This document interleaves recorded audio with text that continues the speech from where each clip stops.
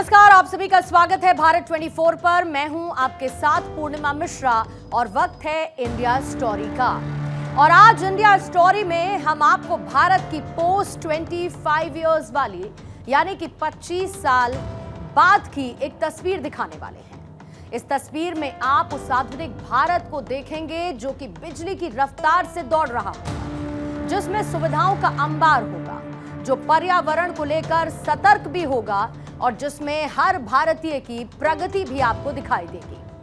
हम बात कर रहे हैं साल 2050 की यानी 2050 की। लेकिन क्या आपने इस बीच में ये सोचा है कि जो भारत इतनी रफ्तार से दौड़ेगा, जिसमें सुख सुविधाओं की कोई कमी नहीं होगी, उस न्यू इंडिया के पास ये पावर आखिर आएगी कहां से? यानी कि वो फ्यूल, वो पेट्रोल, वो कोयला जो इंडस्ट्री से लेकर व्हीकल्स तक की जरूरत होता है, वो आखिर आएगा कहां से? सवाल यह भी है कि अगर फ्यूल ओरिएंटेड भारत 2050 में दिखाई देगा तो उसकी एनवायरनमेंट फ्रेंडली इमेज का क्या होगा? यानी कि बढ़ते हुए ट्रांसपोर्ट सिस्टम के बीच किस तरीके से देश अपनी स्वच्छ जीरो पोल्यूशन वाली इमेज को हासिल कर पाएगा? मतलब ये साफ है कि जिस हिंदुस्तान की कल्पना हम और आप अभी कर रहे हैं 25 साल बाद वाली, वो सुहानी तो बहुत है, लेकिन इसका रास्ता उतना ही कठिन है। लेकिन आप शायद ये भूल रहे हैं कि देश में इस वक्त वो सरकार मौजूद है जो अपने विजन पर चल रही है, और उस विजन में वो रोड मैप मौजूद है जिसमें आपको इन हर सवालों का जवाब भी मिल जाएगा। आज अगर किसी डेवलप नेशन की हम बात करते हैं तो एक चीज बिल्कुल साफ है, यानी जितना बड़ा देश, जितनी बड़ी उसकी इकोनॉमी, उतना ही ज्यादा उसका एनर्जी कंजम्पशन। और भारत में भी कुछ ऐसा ही होने वाला है, because India has already set the target of developed nation by 2047। अब आप खुद ये सोचिए कि जिस विकसित भारत का लक्ष्य देश की सरकार ने रखा है, उसके एनर्जी टारगेट को कैसे अचीव किया जाएगा? क्योंकि हाल फिलहाल में भारत कच्चे तेल के मामले में पूरी तरीके से दूसरे देशों पर निर्भर है, जिसमें रूस उसका सबसे बड़ा ऑयल एक्सपोर्टर देश है।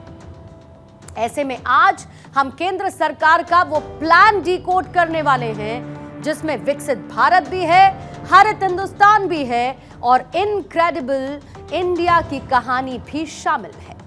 क्योंकि ये भारत दौड़ेगा उस एनर्जी पर जिसे ग्रीन एनर्जी का नाम दिया गया है। इसका मतलब है it's a sunrise of green revolution, जिसमें ना तो प्रदूषण होगा, ना दूसरे देशों पर निर्भरता होगी, सिर्फ स्वदेशी पावर का मंत्र होगा और विकास की वो परफेक्ट पिक्चर होगी जो कि ग्लोबल चमक बिखेरेगी।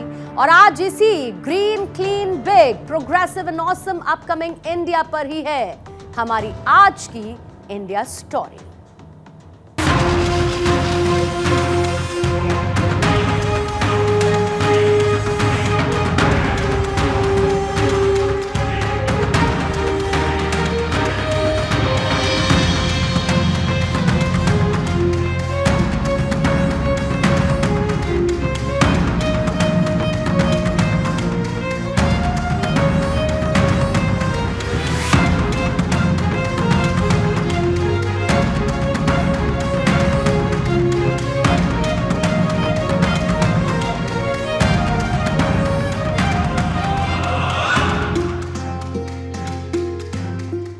साल 1978 में एक फिल्म आई थी गमन, जिसका एक गाना था सीने में जलन, आंखों में तूफान सा क्यों। और ये गाना लिखा तो किसी और संदर्भ में गया था, लेकिन आज इसी गाने के मायने वो लोग समझ रहे हैं जो कि प्रदूषण का हर रोज करते हैं सामना। आज हिंदुस्तान में ऐसे कई शहर हैं जहां पर पोल्यूशन का ऐसा ही हाल है, और ऐसे में भारत आज ग्रीन एनर्जी की तरफ अपना ध्यान केंद्रित कर रहा है।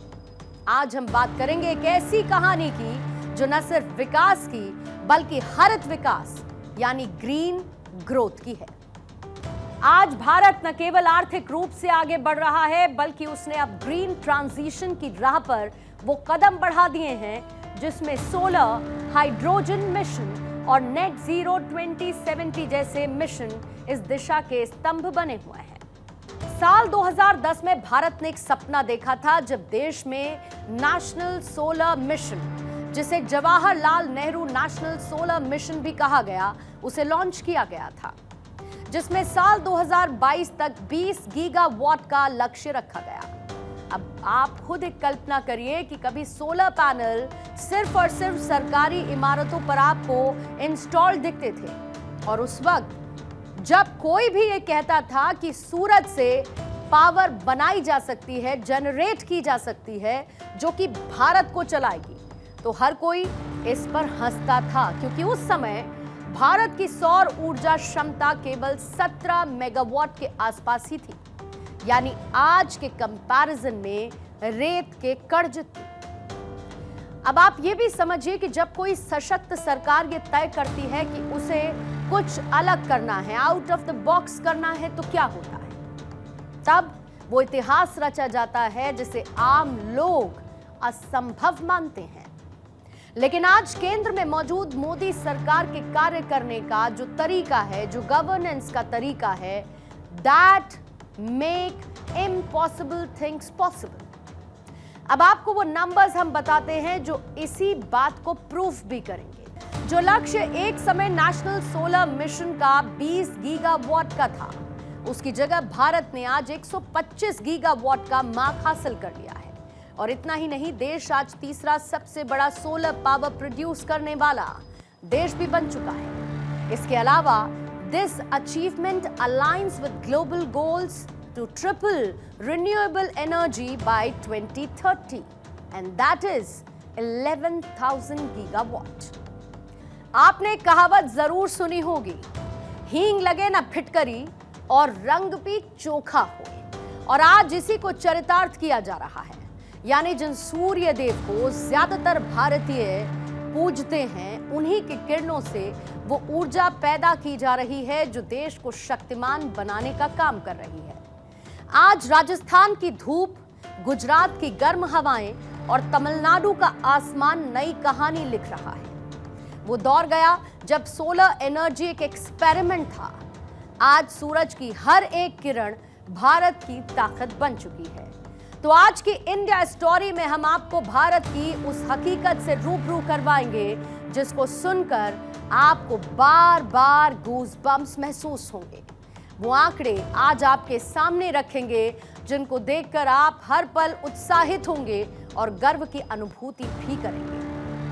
साल 2014 के बाद देश में जब सरकार बदली तो प्रधानमंत्री मोदी ने कुछ ऐसे फैसले लिए जिन्हें सुनकर उनके विरोधी सिर्फ यही कहते थे कि इससे क्या होने वाला है।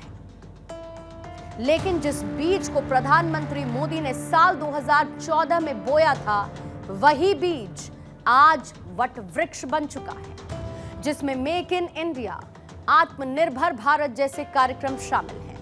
तो इसमें सौर ऊर्जा का वो प्लान भी था, that is transforming the power of Bharat. आज देश की कुल बिजली उत्पादन क्षमता में जहां पर 50.07% हिस्सा नॉन फॉसिल सोर्सेस से आ रहा है, यानी कि आज आधी से ज्यादा बिजली सूरज, हवा, पानी और परमाणु शक्ति जैसे स्वच्छ स्रोतों से बन रही है। और ये माइलस्टोन सिर्फ भारत के लिए नहीं बल्कि पूरे विकासशील विश्व के लिए एक एग्जाम्पल है। और यही वजह है कि भारत आज रिन्यूएबल एनर्जी इंस्टॉल्ड कैपेसिटी में दुनिया में चौथे नंबर पर है।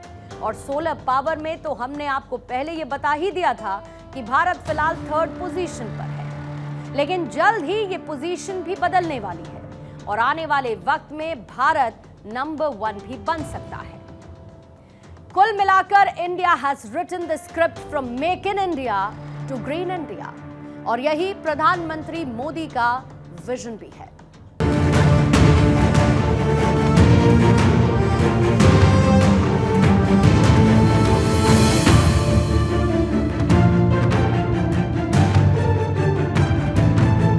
हमारी सरकार स्वच्छ ऊर्जा के अभियान को एक जन आंदोलन बनाकर काम कर रहे हैं।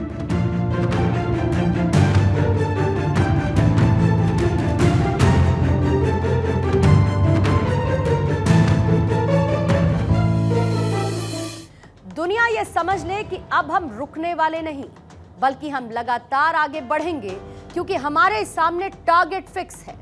ये टारगेट ह्यूज है, विराट है, और जिसे हासिल करने का जुनून हर एक भारतीय के दिल में मौजूद है, और जिसका एक पूरा रोड मैप भी तैयार है। हिंदुस्तान न सिर्फ अपनी जनता की ऊर्जा जरूरतें पूरी कर रहा है, बल्कि दुनिया को यह संदेश दे रहा है कि विकास का रास्ता हरा भी हो सकता है और मजबूत भी हो सकता है। अब किस तरीके से सोलर और रिन्यूएबल एनर्जी में ग्लोबल लीडरशिप का एक पूरा फॉर्मेट तैयार किया गया है, ये भी आपके लिए समझना जरूरी है। देश के बड़े प्रोजेक्ट्स में सबसे पहला नाम है भड़ला सोलर पार्क, राजस्थान, जिसकी क्षमता 2245 मेगावाट है।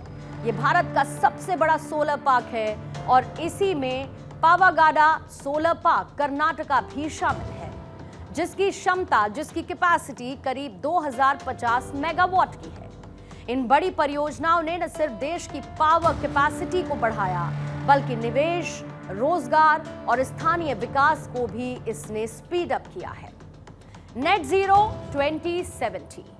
प्रधानमंत्री नरेंद्र मोदी ने COP26 में इस बात की घोषणा की थी कि भारत 2070 तक नेट जीरो एमिशन हासिल करेगा, और इसी को लेकर देश ने लॉन्ग टर्म लो एमिशन ग्रोथ स्ट्रैटेजी को तैयार किया। हालांकि EY की रिपोर्ट यह कहती है कि इस लक्ष्य को हासिल करने के लिए भारत को कुल अनुमानित निवेश 10 ट्रिलियन अमेरिकी डॉलर से अधिक की जरूरत होगी। फिर है हाइड्रोजन मिशन। ग्रीन एनर्जी को लेकर भारत किस तरीके से अपना सोच रख रहा है, उस विजन को रख रहा है। हाइड्रोजन मिशन इसे बताता है। भारत का मकसद है 2030 तक 5 मिलियन टन ग्रीन हाइड्रोजन का प्रोडक्शन करना। इसके लिए 8 गीगावाट इलेक्ट्रोलाइजर निर्माण क्षमता 2025 तक हासिल करने की योजना है। हाइड्रोजन को उद्योग, ऊर्जा भंडारण और परिवहन यानी कि ट्रेन्स और व्हीकल्स में भी इस्तेमाल करने की योजना है। हाइड्रोजन आधारित ट्रेनों की भी योजना है, जिसे भारतीय रेलवे में लाया जाना है। मिशन पंचामृत, इस मिशन को हम आपको 5 पॉइंट्स में इलैबोरेट करते हैं। इस मिशन पंचामृत के जरिए वो गोल निर्धारित किए गए, जिसमें पहला लक्ष्य है 500 गीगावाट नॉन फॉसिल बिजली क्षमता। दूसरा लक्ष्य है 50% ऊर्जा आवश्यकता रिन्यूएबल एनर्जी के जरिए। तीसरा लक्ष्य है 1 बिलियन मीट्रिक टन कार्बन उत्सर्जन में कटौती। चौथा है प्रति यूनिट जीडीपी उत्सर्जन तीव्रता में 45% की कटौती। और पांचवा टारगेट है कार्बन सिंक में 2.5 to 3 GTCO2e की वृद्धि। यानी देश ने रास्ता तैयार कर लिया है, दिशा भी तय कर ली है, बस अब बारी है इस पर काम करने की। और यह दुनिया जानती है कि न्यू इंडिया, नया भारत जब किसी बात को ठान लेता है तो उसे पूरा करके ही दिखाता है। दुनिया ने यह देखा कि भारत ने अभूतपूर्व प्रगति की है। बीता दशक भारत के लिए एनर्जी सेक्टर की अनप्रेसिडेंटेड ग्रोथ का रहा है। खास तौर पर ग्रीन एनर्जी को लेकर भारत ने वो कर दिखाया है जिसकी कल्पना तक मुश्किल थी। बीते 10 वर्षों में करीब $70 बिलियन यानी 5 ट्रिलियन रुपये से अधिक रिन्यूएबल एनर्जी सेक्टर में ही इन्वेस्ट हुआ है। इससे पिछले साल ही क्लीन एनर्जी स्पेस में 10 लाख से अधिक जॉब बनी है। ग्रीन एनर्जी को लेकर भारत आज बियॉन्ड द लिमिट सोच रहा है, जिसमें सबका साथ, सबका विकास शामिल है। अब अगर आपसे हम ये पूछे कि असली भारत कहां पर बसता है, तो आपका जवाब क्या होगा? अगर आपको भी भारत की असल तस्वीर देखनी है तो आपको गांव तक जाना होगा। As Mahatma Gandhi famously stated, the soul of India lives in its villages. और ग्रीन रेवोल्यूशन वाले इस प्लान में गांव शामिल है। और बात जब गांव की आती है तो सबसे पहली तस्वीर जो बनती है वो कृषि की है। लेकिन साथ ही आपको ये भी बताऊं कि हरित ऊर्जा तो एक पक्ष है। भारत की बहुत बड़ी आबादी क्योंकि कृषि पर निर्भर है और इसीलिए कृषि में हरित, सुरक्षित और सतत विकास की जरूरत है। आप ये जानते हैं कि भारत में कृषि को लेकर आज भी चुनौतियां कम नहीं है। 2015 से 2021 के बीच में ज्यादातर बारिश के चलते 33.9 मिलियन हेक्टेयर फसल प्रभावित हुई। सूखे की वजह से 35 मिलियन हेक्टेयर का नुकसान हुआ। ओलावृष्टि की वजह से किसानों पर वो मार पड़ी जिसने अन्नदाता को परेशान किया। और ऐसे में जरूरी यह भी था that steps should be taken for green and secure farming. Bharat का NICRA यानी कि national innovations and climate resilient agriculture कार्यक्रम साल 2011 में शुरू हुआ और इसका मकसद था कृषि, पशुपालन, मछली पालन को जलवायु प्रभावों से सिक्योर करना। इसमें वो मॉड्यूल विकसित करना, फसलों की बेहतर विविधता की उपलब्धता कराना, मिट्टी की यानी कि सॉइल की क्वालिटी में सुधार करना, साथ ही जल प्रबंधन। CEEW की रिपोर्ट यह कहती है कि 30% ऐसे जिले हैं जहां पर बारिश में असामान्य व्यवहार और बदलते हुए पैटर्न्स देखे गए। इसीलिए राज्य स्तर पर योजनाएं, रिसर्च और ट्रेनिंग भी किसानों को दी जा रही है, जिससे moisture conservation, crop diversification, modified policy, मौसम उपयुक्त बीज अपनाने की कोशिश की जा रही है। आपको याद होगा कि अमेरिकी राष्ट्रपति ट्रंप ने ग्रीन एनर्जी को लेकर एक स्टेटमेंट दिया था जिसमें उन्होंने ग्रीन एनर्जी को एक धोखा करार दिया था। अब यहां पर दुनिया को यह समझना होगा कि अमेरिका आजकल किस तरीके की स्ट्रैटेजी पर चल रहा है। एक तरफ टैरिफ लगा रहा है, दुनिया में हलचल पैदा कर रहा है, और दूसरी तरफ उस एनर्जी को ट्रंप एक धोखा, एक छलावा, एक होक्स करार देते हैं जो दुनिया को सुंदर और स्वच्छ बनाती है। और भारत आज इसी एनर्जी के जरिए आगे बढ़ रहा है, पूरी दुनिया को वो संदेश देता हुआ जो ये कहता है कि green energy is the future of the world but not a hoax. Bharat अपनी ऊर्जा जरूरतों के लिए आत्मनिर्भर बनने की राह पर चल पड़ा है। साथियों, हम एक तरफ देश में कच्चे तेल और गैस से जुड़े नए भंडार खोज रहे हैं, वहीं दूसरी तरफ ग्रीन एनर्जी के अपने सामर्थ्य को भी बढ़ा रहे हैं। आप सभी ने सुना होगा, इस बार लाल किले से मैंने समुद्र मंथन की घोषणा की है। अभी हाल ही में ब्रिटिश पेट्रोलियम की एक रिपोर्ट सामने आई जो ये बताती है कि भारत की ऊर्जा जरूरतें तेजी के साथ बढ़ रही हैं, जो कि आर्थिक विकास और औद्योगिकरण से प्रेरित है। लेकिन दूसरी तरफ इंडिया ग्रीन एनर्जी को भी ऑप्शन बना रहा है, यानी आने वाले वक्त में रिन्यूएबल एनर्जी के विकास पर भारत पूरा जोर दे रहा है। इसके मायने ये है कि आने वाले वक्त में पवन और सौर ऊर्जा में तेजी से वृद्धि होगी।